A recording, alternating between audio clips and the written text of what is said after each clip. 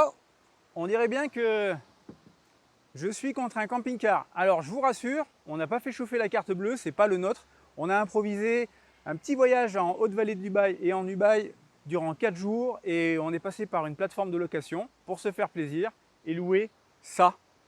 Et on va faire le tour ensemble.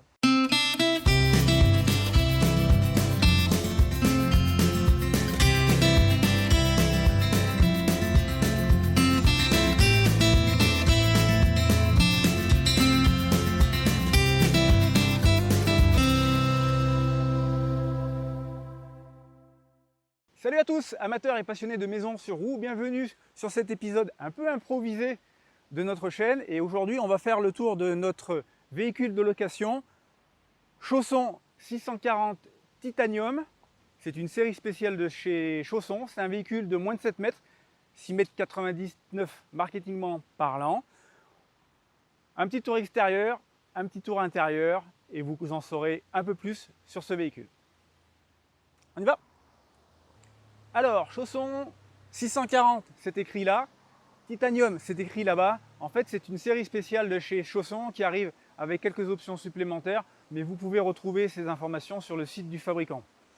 Le porteur, c'est un Ford, le 170 chevaux en boîte auto. Ça a plutôt de la patate, surtout pour faire des cols là où nous sommes actuellement, avec possibilité de passer en boîte séquentielle. On commence à faire le tour du véhicule, c'est parti. Emplacement bouteille de gaz, une bouteille grand format avec son détenteur de sécurité en cas de choc. La porte d'entrée, store occultant, poubelle.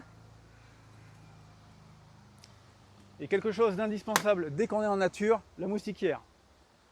Deux grilles, ça laisse entendre pour les connaisseurs qu'on a affaire à un grand frigo et on verra ça à l'intérieur. La classique emplacement de cassette WC, pas la peine que je vous montre ça. La soute, c'est une grande soute traversante. On a une porte de l'autre côté. Là, il y a le matériel du propriétaire et puis notre ravitaillement à nous. Mais le propriétaire m'a dit qu'on pouvait largement y loger une petite moto ou 2 vélos électriques. Et on a un accès ici par une petite trappe qui nous permet d'y accéder depuis l'intérieur. On continue ? Sur l'arrière, le porte-vélo. Bon, l'attache remorque a été installée par le propriétaire d'avant. La caméra de recul, et on verra à l'intérieur, c'est une caméra qui peut être permanente. Sur le côté, la grande soute traversante avec du rangement qui est ici aménagé avec des étagères mais qui peuvent être enlevées pour ceux qui aiment le sport d'hiver. On peut y mettre des skis. Hop, on passe à la zone de ravitaillement pour les eaux propres. Alors si je ne me trompe pas, mais si je me trompe, je corrigerai dans la vidéo, c'est 120 litres d'eau propre et 120 litres d'eau grise. Un petit tuyau pour faire le plein et tout bêtement, le réservoir est ici et l'accès là. Partie électrique. Hop. La prise de raccordement au 220, l'évacuation pour le chauffe-eau et le chauffage, j'en ai pas parlé, c'est un Truma 4. Et comme c'est un véhicule récent, on a ici une trappe gasoil et une trappe pour la déblue. Voilà, vous savez tout pour l'extérieur, on passe directement à l'intérieur. Nous voilà à l'intérieur un peu plus au calme. Alors, comme je l'ai dit, c'est un porteur Ford. C'est écrit ici, avec une boîte auto séquentielle qu'on retrouve ici. Très franchement, à conduire, c'est plutôt très agréable. Là, on a l'écran de la caméra de recul qui peut s'activer en permanence, donc elle peut vous servir aussi de rétroviseur si vous avez l'impression qu'on vous colle un peu aux fesses. Les deux sièges peuvent se retourner et on le verra, on a un grand salon, ce qui fait qu'on peut avoir théoriquement 6 places assises. La casquette, la petite casquette des camping-cars profilés avec un beau Skydome, je crois que ça s'appelle. Donc chez Chausson, il s'ouvre et c'est plutôt agréable le soir pour avoir de l'air frais. On a bien sûr occultant et moustiquière. Les véhicules de cette gamme arrivent sans occultant pour les vitres de côté et le pare-brise, donc le propriétaire fournit ce qu'il faut. Et l'avantage, c'est que si on s'arrête en journée en plein soleil, ça là, c'est top. Le fabricant lui fournit ça. Sur le côté, des petites LED qui donnent un éclairage sympa, des prises USB pour se raccorder, et je pense qu'on en a fini pour la cabine. Alors, on passe maintenant au salon et à la chambre à coucher. Donc, grand salon, même sur un véhicule de 7 mètres. Le principe de ce type de camping-car, c'est qu'en fait, il n'y a pas de lit permanent. Le lit, il est là, au-dessus de ma tête. C'est ce qu'on appelle un lit pavillon, et ça permet de gagner énormément d'espace. Donc, on a un grand salon face-face, avec la possibilité d'aménager 2 places pour la route, parce que c'est un 4 places carte grise, 4 places couchage. 2 places couchage là, 2 places couchage en bas. Le fabricant fournit ce qu'il faut en coussin pour pouvoir transformer le lit dinette pour 2 grandes personnes ou 2 enfants. Et pour descendre la table, qui, je l'ai oublié, est plutôt très pratique et fonctionnelle pour manger, puisque avec la petite trappe qui est là, on a la possibilité de la déplacer quasiment dans tous les sens. Je descends. La table est en bas et le lit est toujours en haut. On va regarder ensemble comment mettre la chambre en place, et vous allez voir, c'est super pratique. Quand vous êtes à l'étape et qu'il est l'heure d'aller se coucher, il est temps de rabattre la chambre.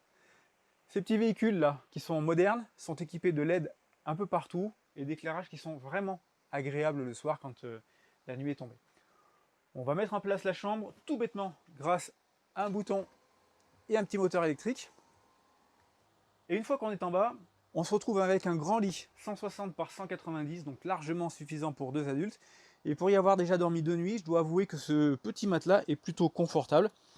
On est monté sur un sommier à lattes. Et si je ne me trompe pas, le fabricant fournit les filets, ça à vérifier, je vous le mettrai en bas de la vidéo si je me trompe, pour que vous puissiez dormir à 4, c'est-à-dire 2 sur la dinette, je l'ai dit, et 2 dans ce lit que vous pouvez arrêter à la hauteur que vous voulez, et accrocher un petit filet, histoire que vos enfants ne passent pas un baptême de l'air au milieu de la nuit. Le matin, vous vous réveillez, vous laissez votre lit en place, et on remonte tout ça. Au niveau de la porte d'entrée, un petit miroir de courtoisie, et le panneau électrique. Donc là-dessus, vous pouvez visualiser et commander l'ensemble des équipements de votre cellule, à savoir les éclairages, l'eau, l'éclairage extérieur, puisque je ne l'ai pas montré, mais on a des petites LED, le niveau de batterie cellule, le niveau de batterie du porteur, les niveaux d'eau, et la commande du chauffage. 2 grilles dehors égale grand frigo, avec une partie freezer et une grande partie frigo. Je vous mettrai en bas sa contenance. Franchement, pour 2, pour une semaine, 10 jours, c'est largement suffisant du moment que vous ayez les essentiels, à savoir le chocolat et le rosé piscine. Et sur le bas, encore un petit rangement. Une pièce importante pour la maison, même si c'est une maison sur roue, c'est la cuisine. Et là, franchement, je dois avouer qu'après quelques jours d'utilisation, elle est super fonctionnelle. C'est du classique. Placard en haut, placard en bas, qui s'ouvre comme ça, et qui se ferme comme ceci. Rangement pour les couverts. Un plan de travail qui s'allonge grâce à ça. Un évier avec sa petite plaque en verre qui peut servir aussi de dessous de plat. Une gazinière 3 feux avec son pezzo, top pour faire chauffer le café ou le thé le matin. Une ouverture avec occultant ou moustiquaire, une jolie petite crédence qui donne un aspect plutôt esthétique. Très franchement, c'est pas nécessairement très grand, mais c'est super fonctionnel.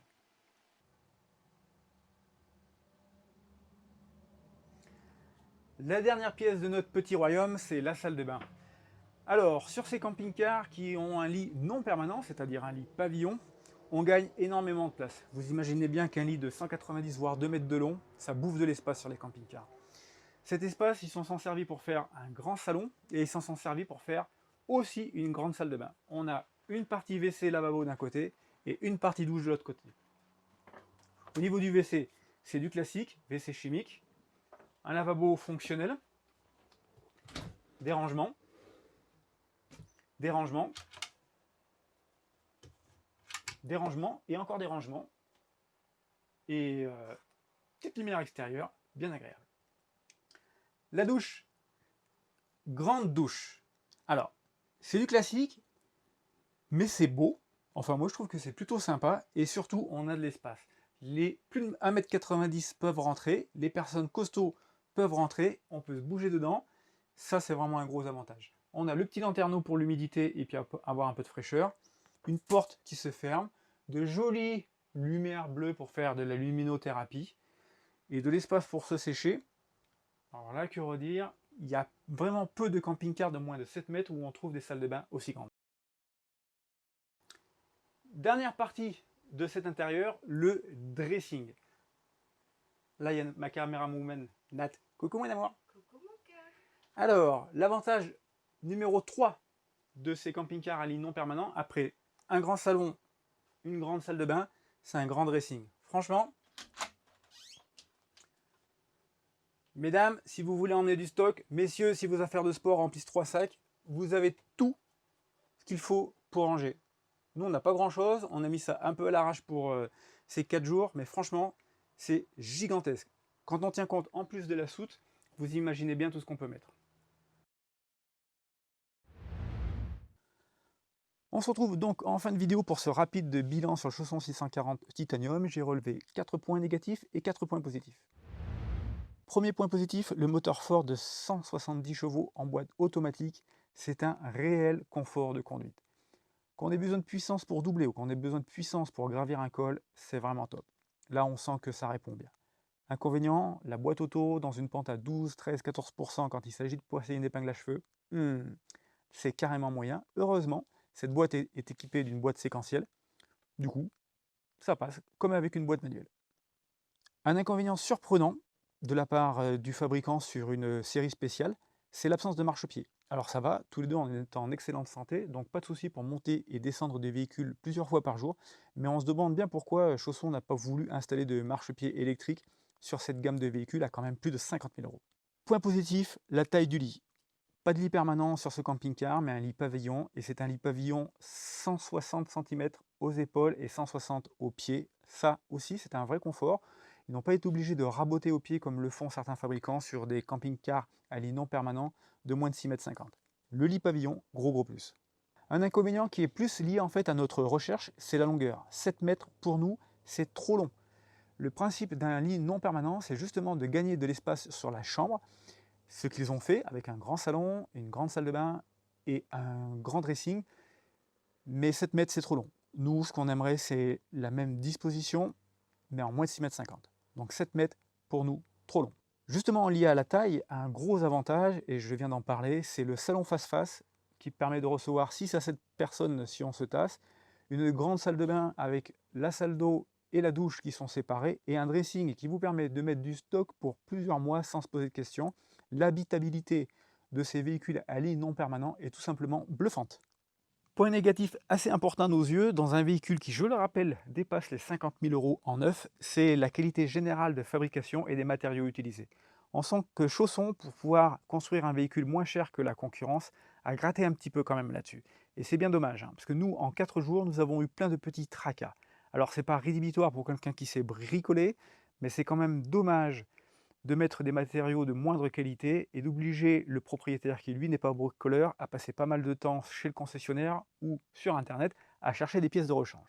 Bon, Chausson se situe entre l'entrée de gamme et le milieu de gamme, c'est leur positionnement et effectivement, je valide, c'est vraiment leur positionnement. Et paradoxalement, pour moi, c'est un bon véhicule pour des primo-accédants. Si c'est votre premier achat, c'est une bonne manière de commencer dans le monde du camping-car sans être obligé d'aller dans les marques premium à plus de 60 000 €. Alors c'est vrai qu'il va falloir se préparer à essuyer les plâtres pendant la première année, mais globalement, en premier véhicule, ça peut le faire. Et si en plus vous avez l'intention de le mettre en location sur une plateforme pour un peu optimiser votre financement, ce peut être un bon choix. Et enfin, dernier inconvénient, et ça rejoint ce que j'ai dit précédemment sur le marchepied, le Titanium, c'est une série spéciale de chez Chausson, donc pas de marchepied électrique et pas d'occultant dans la cabine. Donc heureusement, le propriétaire avait investi dans des occultants aluminisés, et nous, ça nous allait très bien. Mais si on regarde la concurrence, ils ont des occultants de cabine. Donc là, c'est pareil, histoire de gagner quelques euros, Chausson a fait le parti de ne pas mettre d'occultant en cabine, et c'est bien dommage. Petite conclusion rapide sur ce Chausson. Donc vous l'aurez compris, ce camping-car se situe entre l'entrée et le milieu de gamme, dans un prix 3 à 5 000 € moins cher que la concurrence française dans la même implantation et sur la même longueur. Alors 3 à 5 000, c'est vrai que ça tient compte des accessoires et des options, mais grosso modo, c'est ça. Donc c'est un bon véhicule si on n'a pas les moyens nécessairement de financer un camping-car à 60 000 €. Par contre, vous en aurez les inconvénients, c'est-à-dire une qualité de fabrication qui n'est pas toujours au rendez-vous et certaines options qui me semblent évidentes qui sont absentes. Pour nous, 7 mètres, c'est trop long. Chausson, on ne sait pas. On n'a pas encore arrêté notre choix sur le modèle. J'espère que ce petit compte-rendu aura pu vous aider.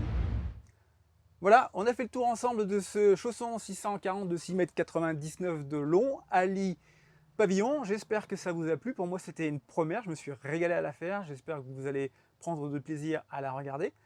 En tout cas, si ce n'est pas encore fait, abonnez-vous. Pensez à cliquer sur la petite cloche pour avoir les notifications. On se retrouve bientôt. En attendant, bienvenue à bord et salut à tous!